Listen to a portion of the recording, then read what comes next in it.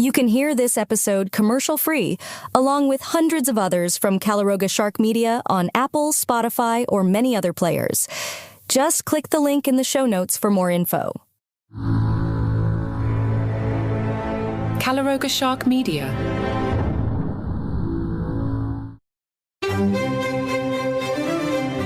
Hello and welcome to Palace Intrigue. I am your host, Mark Francis.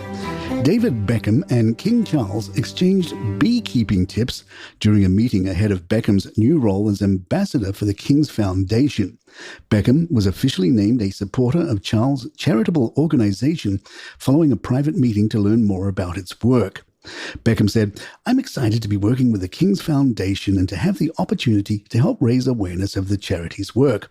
I've always been keen to help young people to expand their horizons, and I'm particularly looking forward to supporting the Foundation's education programs and its efforts to ensure young people have greater access to nature." Beckham shared his personal motivations, saying, "Having developed a love for the countryside, I'm also on a personal mission to learn more about rural skills, which is so central to the Foundation's work. It was inspiring to hear from the King about the work of His Majesty's Foundation during my recent visit to Highgrove Gardens and compare beekeeping tips." The Duke of Westminster, Hugh Grosvenor, is set to marry Olivia Henson in what is being hailed as the Society Wedding of the Year. The 33-year-old groom, one of the UK's wealthiest individuals with an estimated £10 billion inherited fortune, has generated significant buzz around his nuptials. The event ties into the football world, where the Duke is known to have maintained strong connections with prominent figures, including former England captain David Beckham.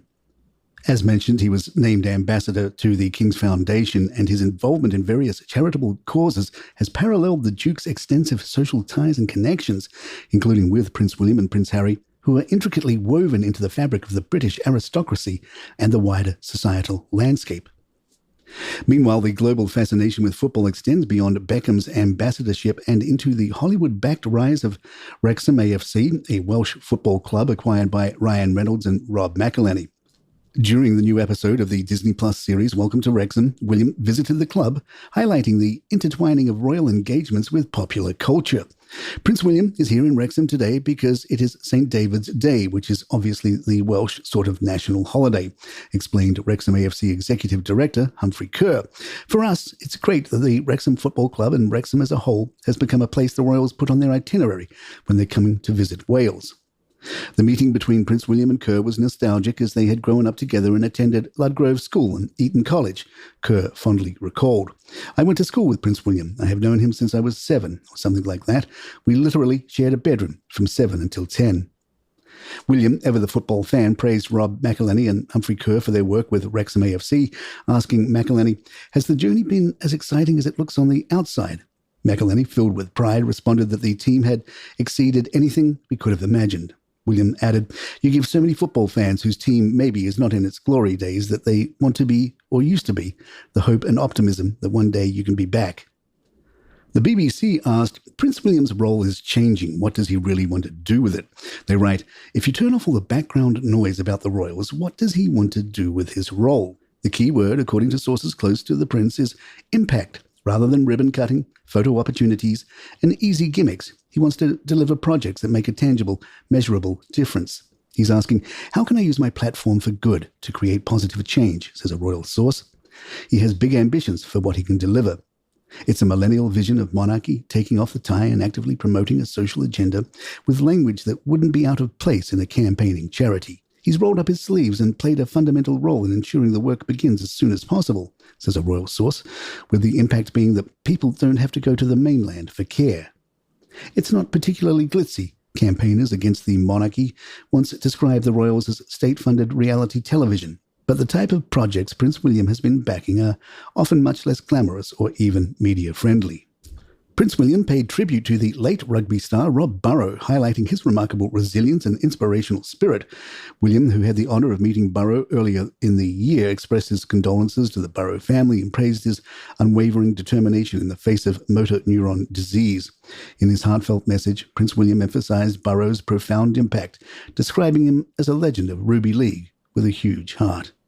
Palace Intrigue will be right back, but please join us in introducing our newest member to the Calaroga Shark Media family, Dig, Plant, Water, Repeat. Hi, garden lovers. Get ready to get in the garden with me, Janie Santos, in my exciting new podcast, Dig, Plant, Water, Repeat.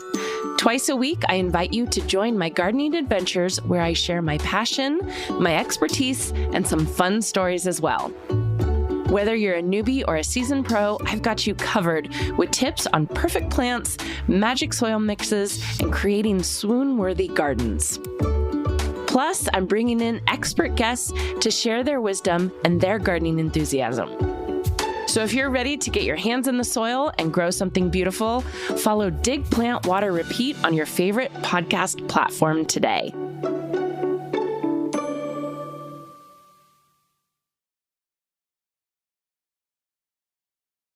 Prince Andrew has become a prisoner of his own pride, according to a friend of King Charles. According to the Mirror, the friend said, "As things stand, life at Royal Lodge is set to become increasingly cold and uncomfortable for the Duke.